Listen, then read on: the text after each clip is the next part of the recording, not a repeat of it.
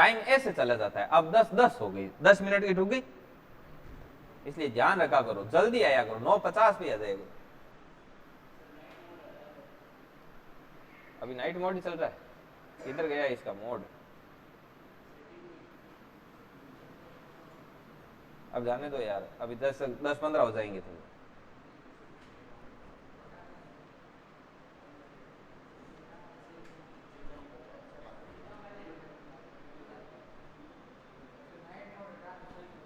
अच्छा सही नहीं दिख रहा, चलो कोई नहीं, लगो लगो जल्दी करो।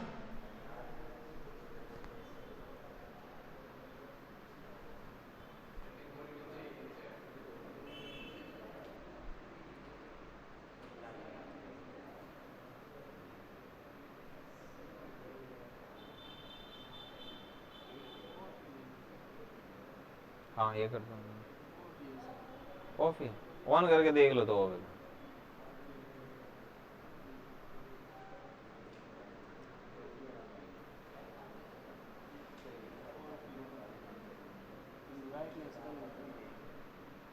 हो सकता है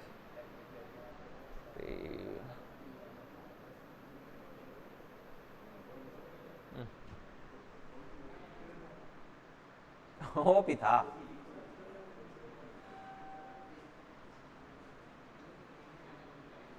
चलिए लगाओ अधिगम की विशेषताएं, छोड़ो कोई बात। और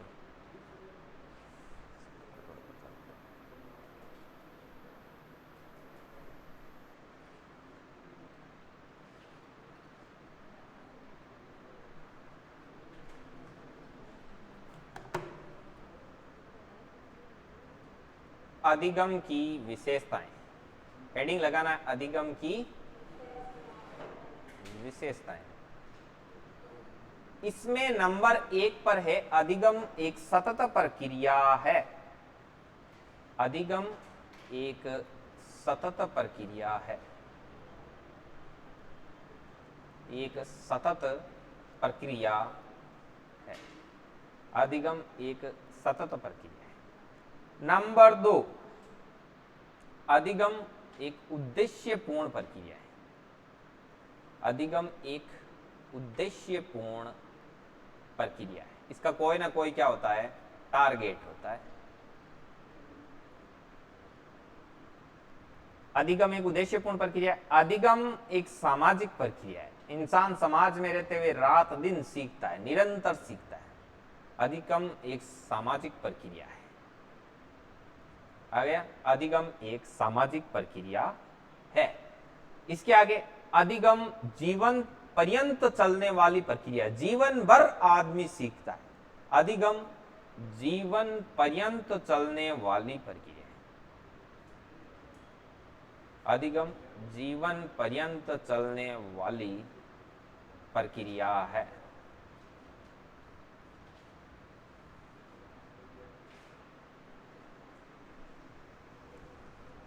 लिखते रहो कंटिन्यू। अधिगम जीवन पर्यंत चलने वाली प्रक्रिया। अधिगम कार्य एवं उत्पादन दोनों है। इसका मतलब क्या होता है, अधिगम एक प्रोसेस भी है और अधिगम एक फाइनल रिजल्ट के रूप में भी है।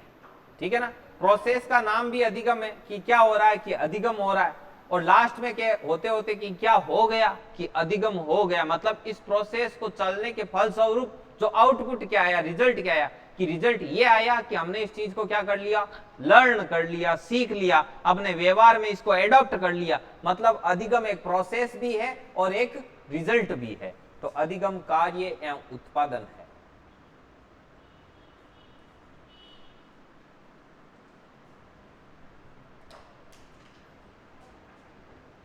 अधिगम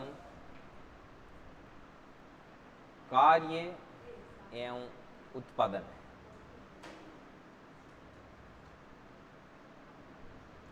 अगला, अधिगम जरूरी नहीं है कि किसी एक ही विधि से हो, अधिगम कई तरीके से हो सकता है। इसलिए हम कहेंगे कि अधिगम के लिए कई प्रकार की विधियों का प्रयोग किया जाता है, या फिर अधिगम कई प्रकार से होता है, कई प्रकार की विधियों से होता है।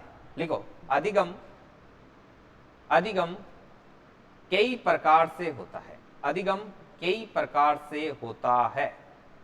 ठीक है। अधिगम कई प्रकार की विधियों से होता है या अधिगम कई प्रकार से होता है। अगला, अधिगम व्यवहार में समायोजन है। व्यवहार में समायोजन है, इस लाइन का क्या मतलब है? Adjustment in behaviour. अधिगम है वो व्यवहार में समायोजन कैसे? जैसे मान लो, अधिगम का मतलब क्या होता है कि विभिन्न प्रकार की क्रियाओं के द्वारा कैसे ही करके अभ्यास, प्रशिक्षण, और इनसे क्या होता है, यदि व्यक्ति के व्यवहार में कोई स्थायी परिवर्तन हो जाता है तो वो क्या कहलाता है? अधिगम कहलाता है। तो आपका व्यवहार चाहे कैसा ही था पहले, वो किसी ना किसी वजह से, अभ्यास से, प्रशिक्षण से या अनुभव से, सिर्फ 3 ही चीज से यदि कोई परिवर्तन होता है तो वो किसके अंतर्गत आता है? अधिगम। अब अधिगम है क्या? व्यवहार में स्थायी परिवर्तन। मतलब आपके व्यवहार में क्या हुआ? परिवर्तन हुआ, व्यवहार में समायोजन हुआ। कुछ चीजें जो पहले से थी वो हटी और कुछ चीजें थी वो उसमें क्या हुई? जुड़ी। और कई चीजें ऐसी थी जिनका क्या हुआ? रूप परिवर्तित हुआ। कुल मिलाकर के आपके व्यवहार में क्या हुआ? समायोजन हुआ, एडजस्टमेंट हुआ, और यही क्या है? अधिगम। तो अधिगम व्यवहार में क्या है? समायोजन है। समझ में आई बात? तो इसीलिए जैसे कई लोग बाद में आते हैं, सोचते हैं ना कि मैं मतलब नोट्स लिख लूंगा, अब अधिगम व्यवहार में समायोजन होता है, लिख ले नोट्स, ठीक है नहीं? तो मतलब नोट्स लिखने ज्यादा कुछ नहीं है। आपको क्या है, मेनली जो चीज है वो क्या होनी चाहिए? आनी चाहिए। मेन बात यही है। चलिए इसको ऊपर करते हैं। अधिगम व्यवहार में क्या है? समायोजन है, कार्य उत्पादन है, ये लिखिए। अगला, अधिगम एक सार्वभौमिक प्रक्रिया। मैं फिर से समझा देता हूं इसका मतलब। सार्वभौमिक प्रक्रिया क्या है? यूनिवर्सल प्रोसेस क्या है कि इसमें स्थान, जगह, इन चीजों का कोई फर्क नहीं पड़ता है। समझ में आई बात? यहां पर भी कोई बच्चा पैदा हुआ है तो वो धीरे धीरे चलना सीखेगा, उठना बैठना, अपने आसपास के इन्वायरमेंट से चीजों को ग्रहण करते हुए अभ्यास, प्रशिक्षण और अनुभव के माध्यम से अपने व्यवहार में स्थायी परिवर्तन करेगा। और अमेरिका में भी यदि कोई बच्चा पैदा हुआ, यूरोप में हुआ, अफ्रीका में हुआ, कहीं पर भी हुआ, किसी धर्म, संप्रदाय, स्थान कहीं पर भी हुआ, तो भी वो क्या करेगा? अधिगम करेगा।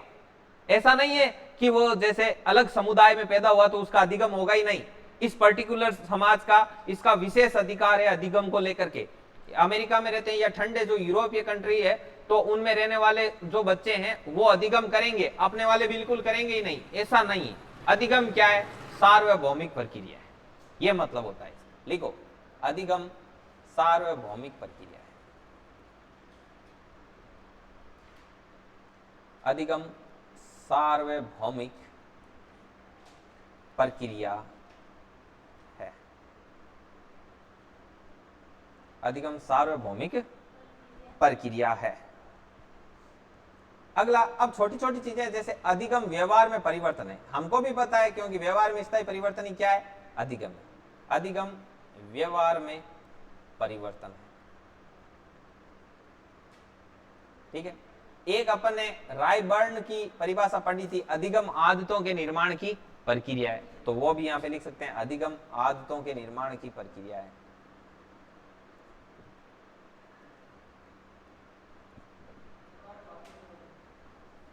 हाँ, अधिगम व्यवहार में परिवर्तन है ना, व्यवहार में स्थायी परिवर्तन होता है, वही तो अधिगम कहलाता है। हाँ, ये परिभाषा में से निकाला हुआ है। अधिगम क्या है? आदतों के निर्माण की प्रक्रिया है।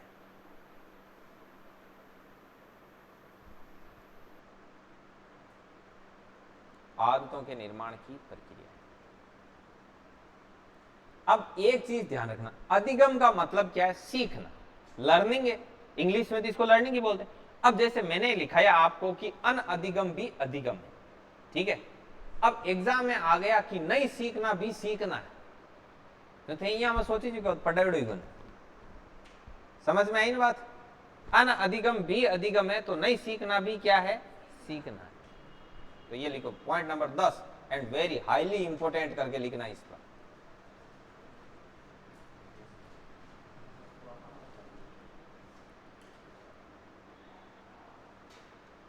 अनअधिगम भी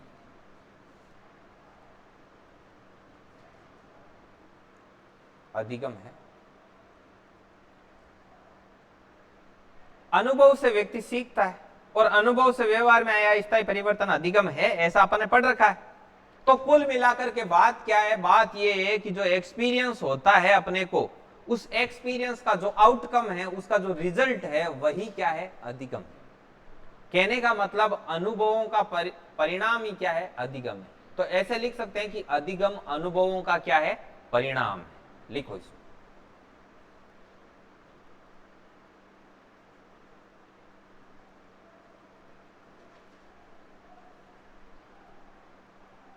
अधिगम अनुभवों का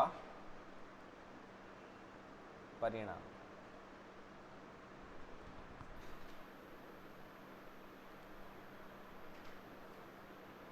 अधिगम कई विधियों से होता है, वो लिख लिया ना, ठीक है। अगला 12 नंबर पॉइंट, अधिगम को घर परिवार समाज मित्र मंडली प्रभावित करते हैं। लिखो, अधिगम को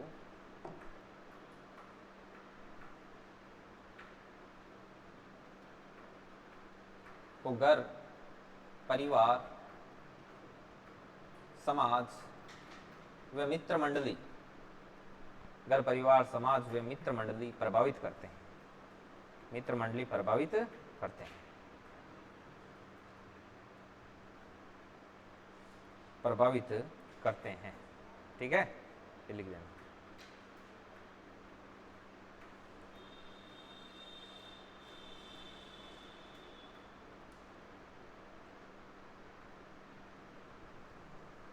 अगला, अधिगम निरंतर चलने वाली प्रक्रिया है, ये लिख दिया। अब देखो, अधिगम से सर्वांगीण विकास होता है, मतलब व्यवहार में परिवर्तन हो रहा है, मतलब उसका देखो वो चीजें सीख रहा है। जैसे एक चीज और बता दूं, आपकी पहले से सीखी हुई कोई चीज होती है, वो आपको अन्य चीजें सीखने में हेल्प भी करती है। तो मान लो आपने एक छोटी सी चीज सीखी, वो कई तरीके से आपके व्यवहार को क्या करती है, प्रभावित करती है। एक एग्जाम्पल देख के बताता हूं। जैसे आपने देखा होगा कि कई बार किसी का घर परिवार चाहे कैसा ही हो, मान लो कोई ऐसे घर परिवार में पैदा हो जिसमें बहुत ज्यादा गाली गलौज करते हैं, लड़ाई भिड़ाई वाले हैं, नशा करते हैं, तो भी आपने उनमें देखा होगा कि कोई एक ऐसा पैदा होगा, वो पूरा ही डिफरेंट होगा। देखा आपने, कई देखना जो 3-4 भाई हैं वो पूरे ही ऐसे उठाई गिरी वाले हैं।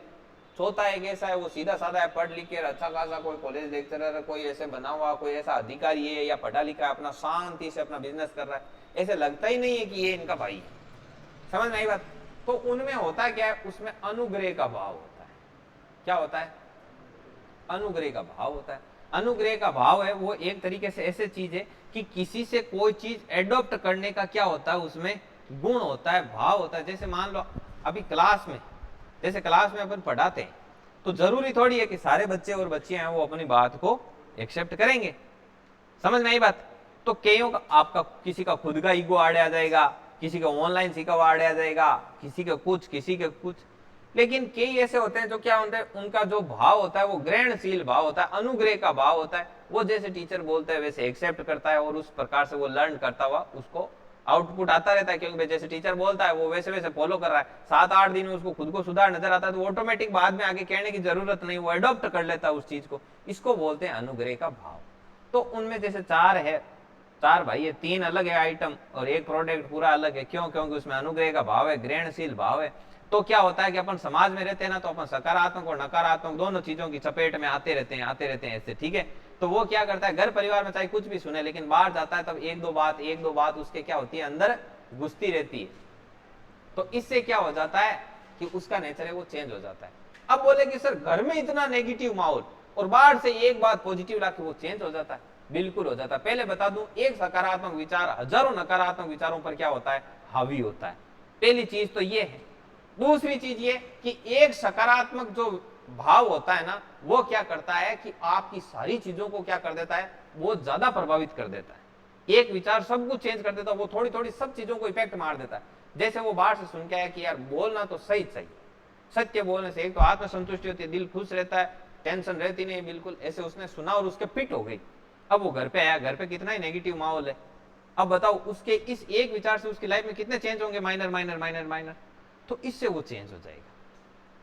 तो इसलिए कहते हैं कि अधिगम से क्या होता है, सर्वांगीण विकास होता है। तो ये चीज है वो भी इसमें ऐड कर दो, अधिगम से सर्वांगीण विकास होता है।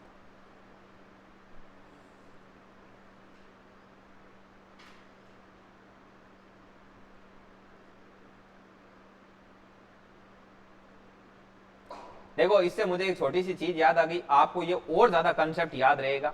मैं आपको एक छोटी सी कहानी के माध्यम से बताता हूं, 1-1.5 मिनट लूंगा, जल्दी कोशिश करूंगा जल्दी से जल्दी पूरी हो। चलो सुनो, देखो एक बार कहीं हो कि एक मीणा जनजाति में एक प्रथा हुई आखरे यान के भाई ज्યાં ચોરી કરન જાવે છે માતા કા આશીર્વાદ લેર જાવે પાછો આવે છે માતાજી के ચડાયા આખરે यान को एक सिस्टम हुई आखरे तो एक कोई मीणा जी आप बे गया राजा जी कर ली चोरी, डाको डाल लियो, डाल और पूरो लूट पाट रायगा बैंक बा भाई बैंक में धर्म में भी बात चीज हुई, बात चीज हुई जना फिर बाद में हुई कहीं क्यों बे लेगा जगह लेगा हीरा जवाहरात राजा जी की एक फेवरेट माला लेगा। राजा जी क्यों देखो साहब मारे आ टेंशन को नहीं है कि सोनो चांदी गयो ब्रो की कोनी मारडी बा फेवरेट माला लेगा।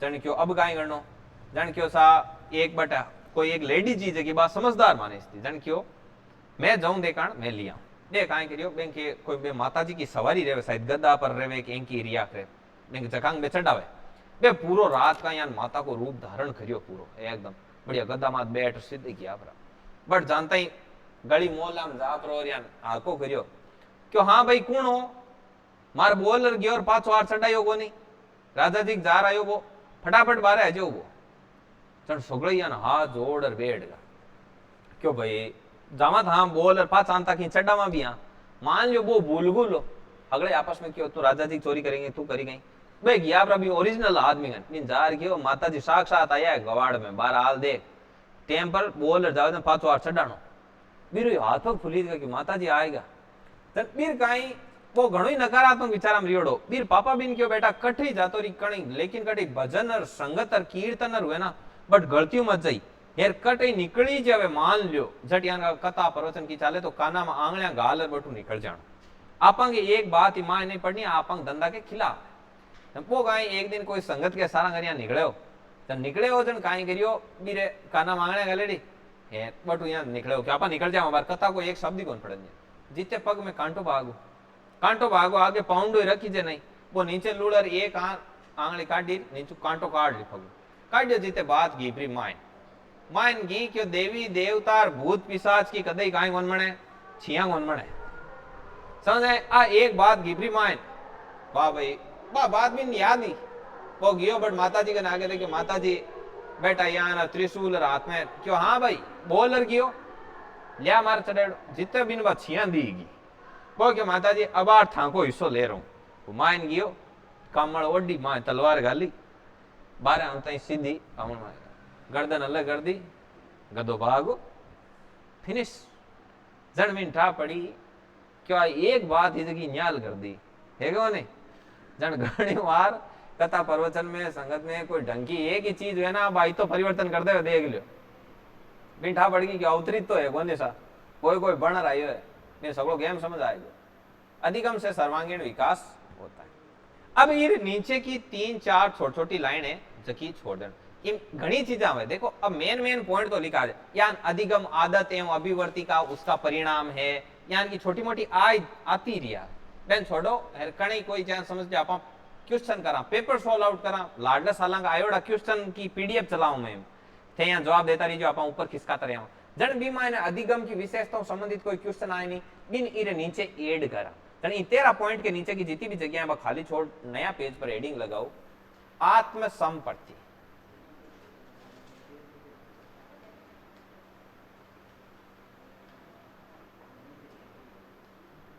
सॉरी संपर्त्य ना आत्मसंपर्त्य मतलब संपर्त्य आत्मसंपर्त्य तो संपर्त्य का एक रूप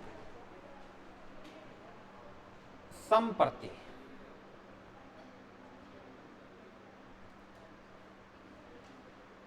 संपर्त्य कॉन्सेप्ट इसको इंग्लिश में बोलते हैं कॉन्सेप्ट और इसको विचार भी बोलते हैं विचार। तो इस विचार का विचार किसके दिमाग में आया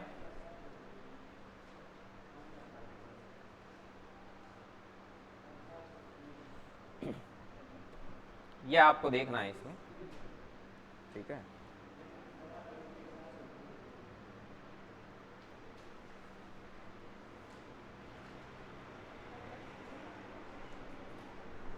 संपर्त्य अब अपन संपर्त्य किसके कंसेप्ट खूब सारे होते हैं लेकिन अपन किसके कंसेप्ट सीखेंगे अधिगम के संपर्त्य कि अधिगम के क्या क्या संपर्त्य तो यहां पे लिख दिया अधिगम के संपर्त्य ये अपन पढ़ेंगे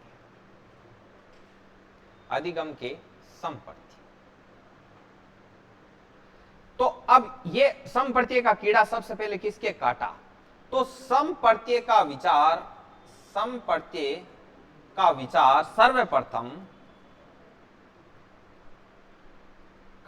सर्वप्रथम लिखते जाओ।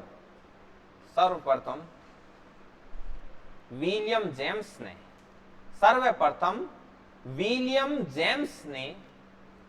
1890 में, अभी याद करवाऊंगा इसको मैं, 1890 ईस्वी में अपनी पुस्तक, अभी पुस्तक का नाम भी इसके साथ ही याद करना है। अभी तक मैंने आपको कौन कौन सी पुस्तकों के नाम याद करवाए? इमाइल रूसो, कैसे याद रखोगे? जहां रूसेडो रे जमीन का क्या रहा, इस्माइल, ठीक है। उसके बाद में मैंने पढ़ाया द बिहेवियर ऑफ ऑर्गेनिज्म किसकी है? B F Skinner, Burrhus Frederic Skinner. कैसे याद रखोगे? द बिहेवियर ऑफ ऑर्गेनिज्म में आया ऑर्गन मतलब अंग, शरीर का कोई भी अंग है उसके ऊपर क्या होती है? स्किन होती है, ठीक है। अभी ये याद करवाऊंगा। 1890 में अपनी पुस्तक द प्रिंसिपल ऑफ साइकोलॉजी में दिया, द प्रिंसिपल ऑफ साइकोलॉजी में दिया, साइकोलॉजी में दिया। इसको आप कैसे याद रखोगे? देखिए, दुनिया में सारा खेल किसका है? साइकोलॉजी का है, कि भाई किसकी जो साइकोलॉजी होती है, मेंटलिटी के अनुसार क्या होती है, चीजें आपके मूर्त रूप लेती है, ठीक है। ये बोलता है लॉ ऑफ अट्रैक्शन। अब देखिए, एक सेकेंड, कितने लोग जानते हैं लॉ ऑफ अट्रैक्शन क्या होता है? लॉ ऑफ अट्रैक्शन क्या, कितने लोग जानते हैं? सिर्फ 1 2 3 4 5, और कोई नहीं जानता लॉ ऑफ अट्रैक्शन क्या होता है? नहीं जानते? आज देखना यूट्यूब पे सर्च करके, बहुत बड़ी चीज है। अब देखिए कैसे याद रखोगे?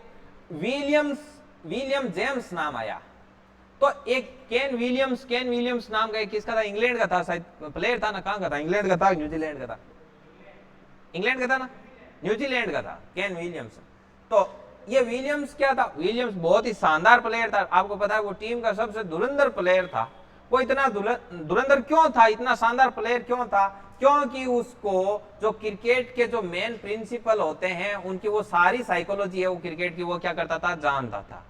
प्रिंसिपल का मतलब क्या होता है? मुख्य। साइकोलॉजी के जो मुख्य रूल हैं वो सारे वो क्रिकेट को लेकर के जानता था, उनको क्रिकेट में क्या करता था? अप्लाई करता था। इसी वजह से वो विलियमसन है, वो अपनी टीम का सबसे क्या था? धुरंधर प्लेयर था। समझ में आई बात? तो याद रह जाएगा William James, the principle of psychology.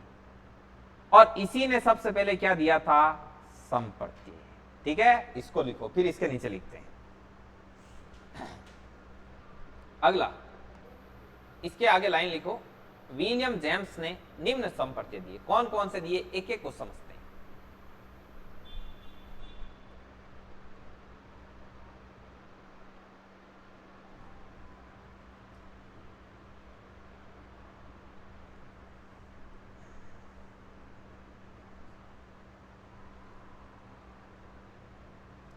William James ने निम्न संप्रत्यय दिए।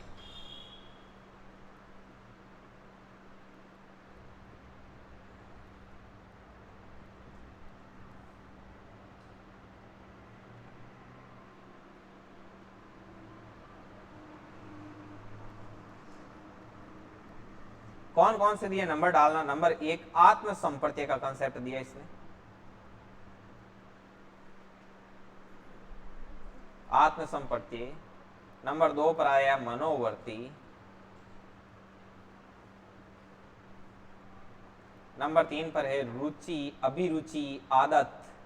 रुचि, अभिरुचि, आदत, अवदान,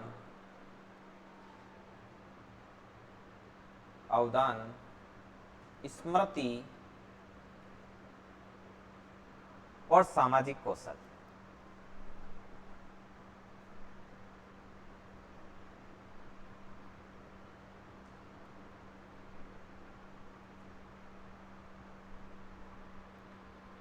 अब देखिए इसमें जो मेन कंसेप्ट है, जैसे स्मृति है, स्मृति अपने आगे भी आएगी। तो ये जो इसने कंसेप्ट दिए, इनमें जो मेन कंसेप्ट है उनको अपन डिटेल से देखेंगे। पहले अपन एक एक शब्द को समझते हैं। कि कौन से शब्द का क्या अर्थ है। साइकोलॉजी में मेन यही है कि आपको शब्दों का अर्थ पता होना चाहिए। थ्योरी में आने वाले बीच बीच में छोटा छोटा कोई छोटा सा शब्द भी आता है तो उसको आपको पता होना चाहिए कि ये है क्या। तो इससे क्या होगा, आपको जो जब आप क्वेश्चन पढ़ोगे एग्जाम में, अभी देखना ये अधिगम की मेरे 10 क्लास पूरी होने दो, उसके बाद में मैं यहाँ पर आपके एक पीडीएफ चलाऊंगा, उसमें 100-150 क्वेश्चन रहेंगे, एबीसीडी भी रहेंगे, नीचे अपन ऑप्शन काटना सीखेंगे। समझ नहीं बात, 4 ऑप्शन रहेंगे ना नीचे, तो चारों को डिस्कस करेंगे। सही ऑप्शन तो बताएंगे ही, बाकी 4 को भी डिस्कस करेंगे कि एक है तो क्यों है, बाकी 3 नहीं है तो क्यों नहीं है। तो ऐसे आपका एकदम शानदार हो जाएगा। अब देखिए, अब इसमें एक एक चीज समझते हैं। आज तो चलो मैंने यही बता दिया, कल से जो जल्दी आएंगे उनको एक्स्ट्रा फैक्ट बताएंगे, बुक्स के नाम याद करना सिखाएंगे, इसलिए जल्दी आना। अब देखिए, रुचि, रुचि का मतलब तो नॉर्मल इंटरेस्ट है। अभिरुचि का मतलब है आपकी रुचि का फ्यूचर। समझ में आई बात? तो आपकी रुचि का भविष्य ही क्या कहलाता है, अभिरुचि। आपको पढ़ाने का शौक है तो शिक्षक आपकी क्या हो गई, अभिरुचि। ठीक है, आपको यंत्रों को खोलने का, बिखेरने का, इनका सब का शौक है तो आपका जो अभिरुचि है वो हो गई इंजीनियर या मैकेनिक्स वगैरह, ये आपकी रुचि का क्या है, फ्यूचर है, वो आपकी क्या कहलाती है, अभिरुचि।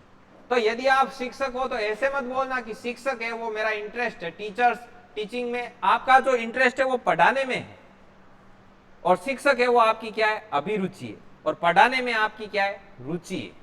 समझ में आई ना बात? मशीनों को तैयार करना, मशीनों के साथ खेलना, उनको बिखेरना, खोलना, वापस बंद करना, ये आपकी रुचि है। जबकि मैकेनिक या इंजीनियरिंग है वो आपकी क्या है, अभिरुचि है। आपकी रुचि का फ्यूचर ही आपकी अभिरुचि है। रुचि अभिरुचि क्लियर? देखो अब, और मनोवर्ती, वर्ती का मतलब होता है दृष्टिकोण, नजरिया। मनोवर्ती मतलब आपके मन में किसी भी चीज को लेकर क्या धारणा है कि नहीं, तो किस एंगल से आप किसी चीज को देखते हैं, ये आपकी क्या है, मनोवर्ती। तो मनोवर्ती नॉर्मल हो गया। अवधान का मतलब है ध्यान। ध्यान किसी चीज को लेकर अटेंशन है तो वो क्या कहलाता है आपका, ये अवधान के अंतर्गत आता है। इसमें कोई ज्यादा बड़ी चीज नहीं है। जैसे मान लो यदि आपका ध्यान और कहीं, आप किसी गली से गुजरो, आपको कुछ पता ही नहीं रहेगा, लेकिन मान लो आपसे आगे जाके कोई पूछे कि अभी सामने आपको कोई वो फेरी वाला, सब्जी वाला मिला था क्या, अब आप इतनी दूर से आए लेकिन आपको नहीं पता, क्योंकि आपका ध्यान कहीं और था। तो अवधान ध्यान से। स्मृति का मतलब तो एक तरीके से मेमोरी है, ये मेमोरी अलग से पढ़ा देंगे। आदत है, आदत क्या होता है, आदत नॉर्मल हैबिट से, ये जो बार बार, इसमें ना आदत के बारे में एक चीज कही जाती है कि किसी भी चीज का बार बार रिपीटेशन होता है तो वो चीज आपकी क्या बन जाती है, आदत। भले ही वो चीज आपको पहले अच्छी लगे चाहे ना लगे, लेकिन धीरे धीरे क्या हो जाती है, वो आपकी आदत बन जाती है। वास्ते बडेरा कोई काम की हूं तो नहीं हूं तो आला ढंग को लागो मत लागो कर देता कि काहे धीरे धीरे काहे हो जाई, आदत हो जाए। क्योंकि लंबे समय से उस चीज के प्रति आदमी का क्या हो जाता है, वो अनुकूलित हो जाता है उस चीज के प्रति। जैसे मान लो अभी अपन गर्म जो है अपनी जलवायु है वो क्या है, गर्म है यहाँ की, है नहीं, शुष्क जलवायु में रहते हैं। अभी अपन यदि पहाड़ों में जाएं या बर्फीली जगह पर जाएं, अपना मन ही नहीं लगेगा। आपको पता है कि यदि सूरज की रोशनी को देख के बिना अवसाद है, वो क्या होता है, घेरता है इंसान को। आप देख लेना, मान लो बारिश का मौसम ऐसे हो कि 6-7 दिन तक आपने धूप देखी नहीं, आपका मूड कैसा होता है, देखा कोई? मूड को परिवर्तित करती है। आपको बता दूं, अंटार्कटिका वगैरह में जहां पर वैज्ञानिक रिसर्च करते हैं ना, वहां पर उनकी जो लेबोरेटरी की छत है वो ऐसी लगाई हुई है कि बाहर मान लो यदि धूप रहे चाहे ना रहे, लेकिन उनको ऐसे लगता है जैसे खुले आसमान के नीचे धूप में अपन क्या कर रहे हैं, काम कर रहे हैं। वरना 5-5, 6-6 महीने वहां ऐसे काम करे ना, गए। अब आपको लगता है कि अब वहां के लोग हैं, उनको ऐसा क्यों नहीं लगता, क्योंकि वो क्या हो चुके हैं, अनुकूलित हो चुके हैं। अपने यहाँ पर 5-6 दिन कंटिन्यू बारिश रहती है, बड़ा अजीब लगता है ना कि अब कैसे ही करके धूप निकल जाए, सब कुछ सूख जाए, बस ऐसे लगता है क्या नहीं। जबकि आप सोचो कि कई ऐसे मेरे फ्रेंड वगैरह वहां पे जॉब करते हैं एयरपोर्ट्स में, वो बोलते हैं कि हमारे कपड़े सूखते ही नहीं, हम अंदर ही हीटर से सूखा सूखा के पहन। मैंने कहा यार कैसे तो पहनते हो आप हीटर से सूखे कपड़ों, कितना अजीब लगता है। ऐसे होता है, ये आदत है। सामाजिक कौशल, सामाजिक कौशल मतलब समाज में रहने का एक कौशल, एक ढंग होता है। और एक चीज बता दूं, जिसका सामाजिक कौशल नेक्स्ट लेवल का होता है, जिनमें लीडरशिप की, नेतृत्व की भावना कूट कूट के भरी होती है, उनका फ्यूचर क्या होता है, फिर वो नेता वगैरह बनते हैं। आपने कभी देखा होगा, नेता है वो इधर मुंह करके, इसको बहुत बुरी तरह डांट के इधर मुंह करके शानदार स्माइल देके बात करता है कि चलो हम आपके लिए ऐसा करेंगे। ठीक है ना, अपने अपनी तरह थोड़ी है कि इधर से किसी से झगड़ा हुआ तो वो मूड खराब करके बैठा है, 4 दिन कोई सभा नहीं करेंगे, अब गए जाने तो मूड खराब है, ऑफ है। ऐसा बिल्कुल नहीं होता, उसमें मूड ऑफ होता ही नहीं है। समझ में आई बात? क्योंकि उनमें क्या है, सामाजिक कौशल, समाज में कैसे रहना करना। आपने देखा होगा कि जैसे गांव में मान लो गांव में चुनाव होते हैं, जैसे एमएलए एमपी के इनके चुनाव है, इनके आपको पता ही नहीं लगता है कि कौन खास है, कौन कट्टर दुश्मन है, कौन क्या है क्या नहीं है। जैसे आपको लगता है कि ये तो इसका बहुत ही खास दुश्मन ही यही है, उसी के साथ दूसरे दिन ऐसे गले में माला डाली हुई फोटो आ जाएगी, है क्या नहीं? तो उनके क्या है, सामाजिक कौशल। तो ये चीज है। अब आता है आत्मसंपत्ति, अभी सबको लिखाऊंगा, सिर्फ स्पीच नहीं दूंगा, देखिए ना। आत्मसंपत्ति ये होता है सेल्फ कॉन्सेप्ट, ये मैंने इतनी देर आपको बताया था। सेल्फ कॉन्सेप्ट बोले तो कि खुद को लेकर के जो धारणा होती है वो आपका क्या कहलाता है, आत्मसंपत्ति। आपके खुद को लेकर आपके क्या विचार है वो है आत्मसंपत्ति। आत्मसंपत्ति दो प्रकार के होते हैं, आदर्श आत्मसंपत्ति और वास्तविक आत्मसंपत्ति। आप वर्तमान में अपने आप को किस रूप में देखते हो कि मैं कैसा हूं अभी, तो ये आपका क्या है, वास्तविक आत्मसंपत्ति। और आप अपने आप को फ्यूचर में कैसा देखते हो कि आज से 5 साल बाद में कहां होऊंगा, कैसा होऊंगा, वो आपका आदर्श आत्मसंपत्ति। आत्मसंपत्ति बनने के दो पक्ष होते हैं, एक शारीरिक पक्ष और एक मानसिक पक्ष। शारीरिक पक्ष का मतलब है अपने कद काठी, रंग, शरीर, शारीरिक बनावट, इसको लेकर व्यक्ति खुद के बारे में सोचता है। और एक होता है मानसिक पक्ष, मानसिक पक्ष को लेकर भी आदमी अपने बारे में कुछ ना कुछ ऐसे सोचता है कि मैं कितना बुद्धिमान हूं, ये वो। आपने देखा होगा कि आप हर काम के लिए खुद बोल देते हो पहले, ये मुझसे नहीं होगा, ये होगा। तो ये आपका क्या है, मानसिक पक्ष बोलता है। समझ में आई बात? जैसे कोई सब्जेक्ट विशेष दे, बोले कि आपको इंग्लिश वाला टॉपिक दे देना, अब आपने भले ही उसको देखा ही नहीं हो, पहले नहीं ओ मांगू कौन, सीधी बात है, बोले दरना 2 पेज दे जो इत याद हुई, ठीक है।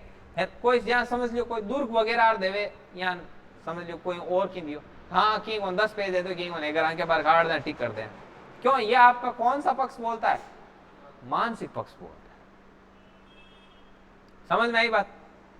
और अब आप जब जाते हो, जैसे कपड़े लेने गए, पहले ओ आपंग हम तो कलर खुले ही की मतलब नहीं है, तभी बोले वो दुकान और था मुंडा क्या रखे और थे हाथों हाथ नहीं, हम ही होंगे के भाई, तो वो कहीं है शारीरिक पक्ष तान पहले जाने की गेवा रंग में तो कलर खुली कौन खुली।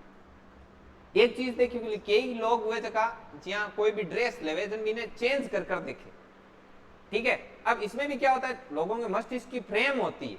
फ्रेम मतलब जैसे मान लो, अभी ये साइकोलॉजी में आगे आएगा थोड़ा, जैसे मान लो किसी भी चीज को विजुअलाइज करके देख लेते, और कई लोग होते हैं जैसे ड्रेस होते रखते सामने, उसके दिमाग में इमेज बन जाती है कि इसमें तो मैं ऐसा लगूंगा।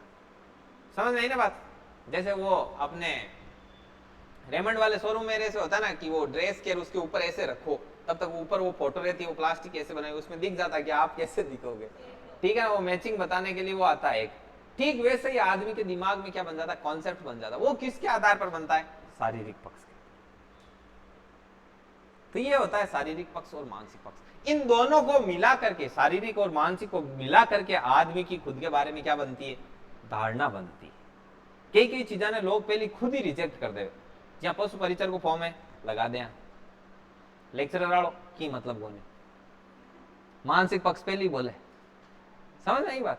ये होता है शारीरिक और मानसिक पक्ष। चलो ये लिखो इतना, विलियम जेम्स ने 8 संपत्ति दिए, और पहला लगाओ आत्म संपत्ति, वापस हेडिंग लगाओ और लगा के और इसमें लिखना शुरू करो। एक व्यक्ति, आत्म संपत्ति में लिखो, एक व्यक्ति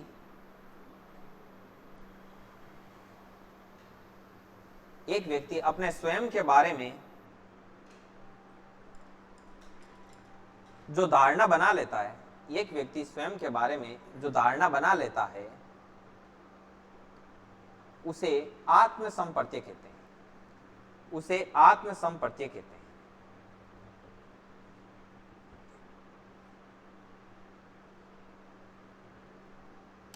आत्मसंपत्ति कहते हैं।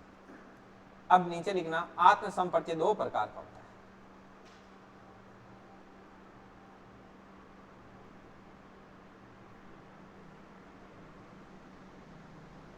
आत्मसंपत्ति 2 प्रकार का होता है। ए लगाओ वास्तविक आत्मसंपत्ति, वास्तविक आत्मसंपत्ति।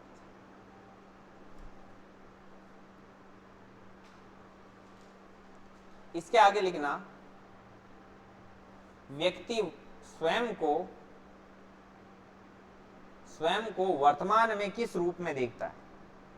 व्यक्ति स्वयं को वर्तमान में किस रूप में देखता है, यह उसका वास्तविक आत्म संपर्त्य कहलाता है।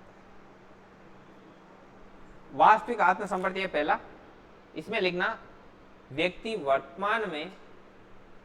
स्वयं को वर्तमान में किस रूप में देखता है, यह उसका वास्तविक आत्म संपर्त्य कहलाता है। एग्जाम्पल लिखो, मैं क्या हूं, कॉमा मैं कैसा हूं, मैं क्या हूं, मैं कैसा हूं, आगे डॉट डॉट करके आदि कर दें।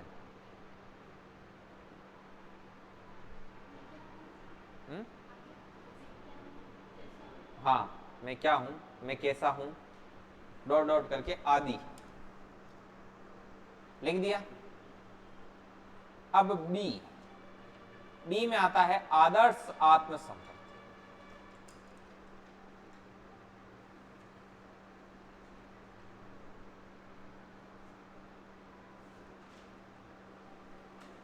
इसमें लिखना आदर्श आत्म संपर्त्य में लिखना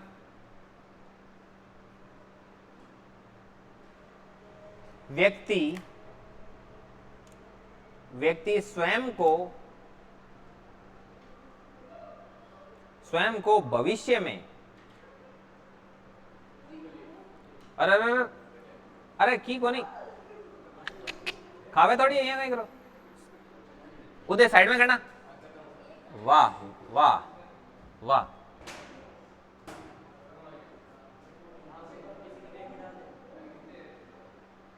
मोने कहा रियटे। हाँ चलो लिखो, व्यक्ति स्वयं को भविष्य में, अब जाती रहे, छोड़ दो। व्यक्ति स्वयं को भविष्य में जिस रूप में देखता है, व्यक्ति स्वयं को भविष्य में जिस रूप में देखता है, व्यक्ति स्वयं को भविष्य में जिस रूप में देखता है, वह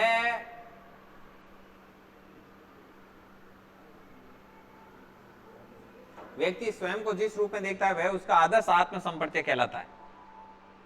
व्यक्ति स्वयं को भविष्य में जिस रूप में देखता है वह उसका आदर्श आत्म संपर्त्य कहलाता है।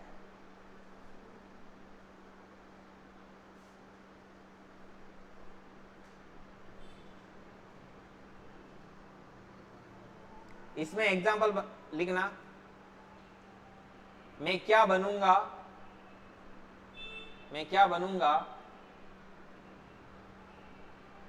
कैसे बनूंगा, कब बनूंगा।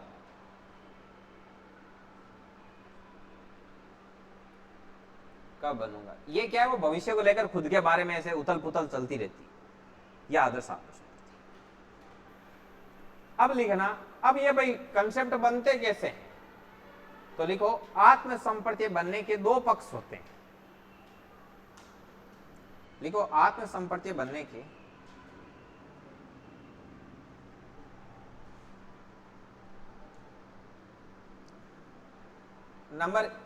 लिखो आत्म संपर्त्य बनने के दो पक्ष होते हैं। नंबर 1 शारीरिक पक्ष।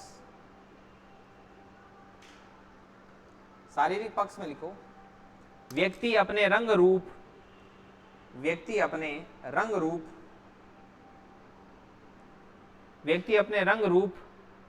कौमा कद व संरचना के आधार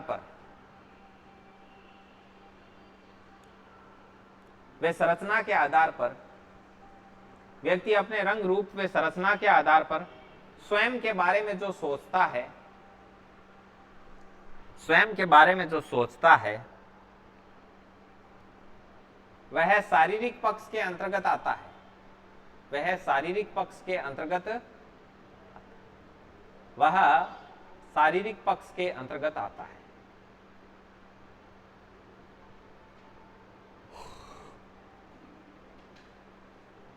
वे शारीरिक पक्ष के अंतर्गत आता है। नंबर 2 मानसिक पक्ष।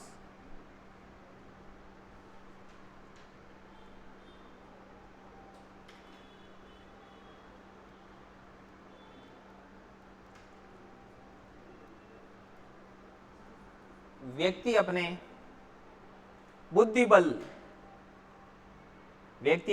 बल वे मानसिक क्रियाओं के बारे में, व्यक्ति अपने बुद्धि बल वे मानसिक क्रियाओं के बारे में स्वयं को लेकर जो सोचता है, वे मानसिक पक्ष के, व्यक्ति अपने बुद्धि बल वे मानसिक क्रियाओं को लेकर के स्वयं के बारे में जो सोचता है, मानसिक क्रियाओं, कुछ भी जैसे दिमाग में आ रही ईर्ष्या, घृणा, द्वेष की भी मैं क्या हूं, कैसा मेरा दिमाग है, वगैरह वगैरह सब। एक तो फिजिकली, एक मेंटली। शारीरिक पक्ष में तो सारा हार्डवेयर आ गया और मानसिक पक्ष में सारा सॉफ्टवेयर आ गया। ठीक है। मानसिक पक्ष, व्यक्ति अपने बुद्धि बल वे मानसिक क्रियाओं को लेकर स्वयं के बारे में जो सोचता है, वह मानसिक पक्ष के अंतर्गत आता है। वह मानसिक पक्ष के अंतर्गत आता है। नीचे नोट लगाओ, नोट लगा के लिखो शारीरिक व मानसिक पक्ष, शारीरिक व मानसिक पक्ष दोनों को लेकर के, या दोनों, हाँ लिख लो कोई बात नहीं, दोनों को लेकर के संयुक्त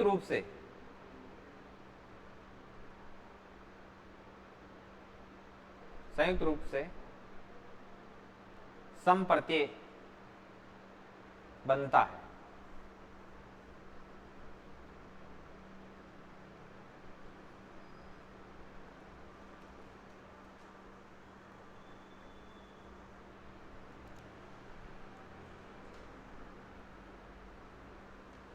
ये आपका, अभी अपन कहां पहुंचे, आपको पता रहना चाहिए कि अपन पहुंचे कहां। अपन क्या पढ़ रहे थे, अधिगम के संप्रत्यय। तो सबसे पहले बात आई कि ये संप्रत्यय नाम का चीज लाया कौन, विलियम जेम्स 1890 में अपनी पुस्तक द प्रिंसिपल ऑफ साइकोलॉजी में, और उसने 8 प्रकार के क्या दिए, संप्रत्यय दिए। कौन कौन से, आत्म संप्रत्यय, मनोवर्ती आ गई, रुचि आ गई, अभिरुचि आ गई, अवदान आ गया, स्मृति आ गई, सामाजिक कौशल आ गया, और ये क्या रह गया, आदतें। ये 8 चीजें। उसमें अपन ने सबसे पहले कौन सा पॉइंट उठाया, आत्म संप्रत्यय। व्यक्ति अपने स्वयं के बारे में जो धारणा रखता है वही क्या है, आत्म। 2 प्रकार के मतलब आत्म संप्रत्यय होते हैं, आदर्श और वास्तविक। वास्तविक प्रेजेंट को लेकर और आदर्श फ्यूचर को लेकर। ये संप्रत्यय डेवलप कैसे होते हैं, शारीरिक और मानसिक पक्ष के आधार पर। और ऐसा करके कुल मिलाकर के जो विलियम जेम्स ने 8 संप्रत्यय दिए थे, उसमें से अपना पहला क्या हो गया, कंप्लीट। अब दूसरा लगाओ, मनोवर्ती। समझ में आ रही है ना अपन चल कहां रहे, लगाओ मनोवर्ती।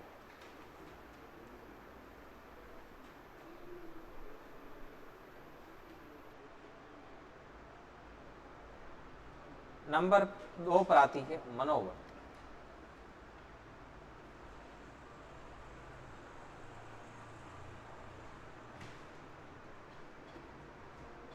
लिखो, यह समझाया हुआ है कि मनोवर्ती मतलब वर्ती का मतलब दृष्टिकोण, नजरिया या सोच। तो किसी व्यक्ति, वस्तु, स्थान या क्रिया के प्रति व्यक्ति की जो सोच, नजरिया और दृष्टिकोण होता है, उसे ही क्या कहते हैं, मनोवर्ती कहते हैं। बस शब्दों में बांधना है, लिखना शुरू करो। मनोवर्ती ऑब्लिक अभिवर्ती से अभिप्राय है कि मनोवर्ती अभिवर्ती से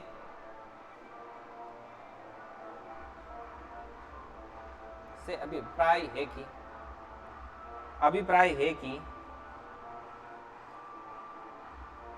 दूसरे व्यक्ति वस्तु, बैकग्राउंड म्यूजिक फैसिलिटी है, हाईफाई कोचिंग हम प्रोवाइड कराया रहता है ना। दूसरे व्यक्ति, वस्तु या क्रिया के प्रति दृष्टिकोण,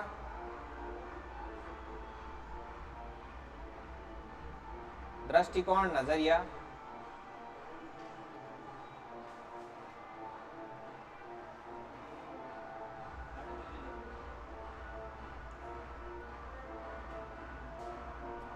व सोच। अब क्या होता है, ये मनोवर्ती अभिवर्ती ये होती है, ये मुख्यतः 3 प्रकार की होती है। आपके सामने कोई भी क्रिया प्रतिक्रिया हुई, हो सकता है कि आप उसके बारे में सकारात्मक सोचो, हो सकता है नकारात्मक सोचो, या फिर आप न्यूट्रल रहो। समझ आई ना बात? अब देखो कैसे, अब देखो मैदान एक चीज बताओ, जैसे एक पार्क में गया थे, पार्क में गया, जैसे वहां पे 2 लड़के और लड़की आए, तो पहला ये सोचा कि ये भाई बहन होंगे, नंबर 1। नंबर 2, आपने कुछ सोचा ही नहीं कि आते हैं जाते हैं, दुनिया बहुत बड़ी है लाड़, तो किस किस बारे में सोचें, किसके बारे में दिमाग लगाएं। नंबर 3, आप वहीं पे बैठ गए कि साला कोई तो लपड़ा है, दोपहर को यहाँ कैसे आए। समझ में आई ना बात? अब कोई को लिखा रहता ना तो थैंक यू और सही कौन सुनी जोता है क्या नहीं, इमान इंटरेस्ट है, इसी को ही रुचि कहा गया है। अभी आया था ना वो 3 नंबर, वो यही है। समझ में आई ना बात? मैं था ना एक बार सच में बात बताऊं,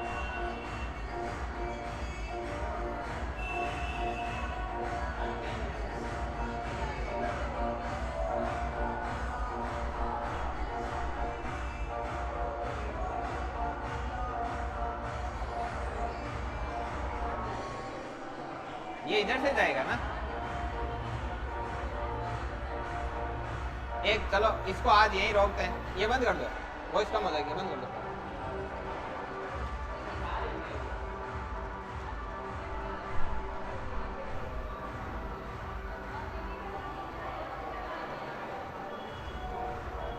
चलो ये आज का है वो, इसमें देखो, हाँ मैं बताता हूँ वापस देखो, अब सुनाई दे रहा है? क्यों सुनाई क्यों नहीं दे रहा है तुम्हें? इसको बंद कर दो।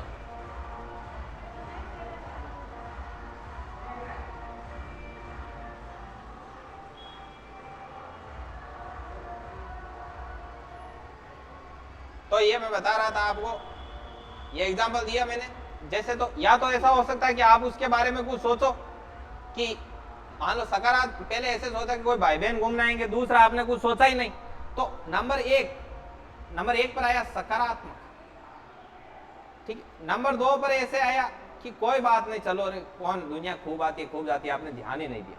नंबर 3 आपको लगा कि इधर कोई ना कोई लफड़ा है, आप वहीं बैठ गए, तो ये क्या हुआ, नकारात्मक। ये मैंने चीज लाड लो फील की, हम क्या हुआ, एक बार जोधपुर तैयारी करने गए थे लाड लो, है ना, तो वहां क्या हुआ था, हमारी 2 ब्रांचेस थी कोचिंग की, इधर से उधर जाना था, तो एक बार क्या हुआ, तो हमारे साथ वहां पे ऐसे रेंडमली बैठते थे लड़के लड़कियां, तो मतलब जैसे जान पहचान हो जाती है कि ये वो है, तो ऐसे हमारे साथ कोई बीकानेर के पढ़ती थी, तो वह क्या लाड लो, हम उधर से एक ब्रांच थी वहां से ड्रॉप किया, बोले कि उस ब्रांच तक हम भी छोड़ देंगे आपको, वहां पे क्या वो मिले ही नहीं, वो अपने लो फ्लोर वगैरह आती है ना, वो एक टाइम पर आती, तो आई नहीं, तो वहां पे छोड़ दी। तो मैंने पहले दिन आया, तो पहले दिन अपने क्या थे, पहले दिन अपन शून्य स्थिति में थे, वो लेके आए छोड़ने, उधर आया, तो उधर क्या था, उधर भी कोचिंग के सामने ही क्या था, पार्क था, गार्डन था, तो वहां पर क्या होता था कि काफी देर वेट करना पड़ता था, तो हम वहां पे बैठ जाते थे, वो वहां पे बैठ गए, तो हम एक दिन तो मैं ये शून्य की स्थिति में था, मैंने कुछ नोट किया ही नहीं। दूसरे दिन वो और बोले कि आपके लो फ्लोर नहीं है, चलो हम ड्रॉप करते हैं आपको, वो दूसरे दिन और आए, तो उस दिन मैंने ऐसे चाय पीते पीते इधर उधर नोट किया कि सारे अपनी को देखते हैं, तो तीसरे दिन बोला कि हम नहीं चलेंगे, हम लो फ्लोर नहीं आ रही है तो कोई बात नहीं, हमें बहुत ज्यादा क्या होता है, ऑकवर्ड फील होता है कि सारे ऐसे देखते हैं जैसे कि ये कोई तीसरे ही ग्रह से आया है। समझ में आई ना बात? तो इस प्रकार से ये क्या होती है, मनोवर्ती सकारात्मक, शून्य और नकारात्मक। अब इसमें अलग अलग मनोवैज्ञानिक है, अलग अलग मनोवैज्ञानिकों ने अलग अलग दिया। जैसे थ्रस्टन था एक, थ्रस्टन से पूछा गया कि बताओ भाई मनोवर्ती अभिवर्ती को लेकर क्या है, तो उसने कहा कि कुछ ही नहीं है, कोई भी जो वस्तु होती है उसके प्रति व्यक्ति के क्या होते हैं, 2 ही दृष्टिकोण होते हैं, या सकारात्मक या नकारात्मक। उसने शून्य को ऐड नहीं किया, तो अब आपको ऐसे नहीं लेना है कि सर आपने 3 बताए वो 2 ही बता रहा है, तो अलग अलग मनोवैज्ञानिकों ने अलग अलग बताए हैं, जबकि मुख्य रूप से मनोवर्ती या अभिवर्ती कितने प्रकार की होती है, 3, सकारात्मक, नकारात्मक और शून्य। शून्य बोले तो न्यूट्रल। तो अब आप इसके नीचे लिखो, यहां तक लिख दिया, दृष्टिकोण, नजरिया व सोच, लिखो मनोवर्ती ऑब्लिक अभिवर्ती मुख्यतः 3 प्रकार की होती है।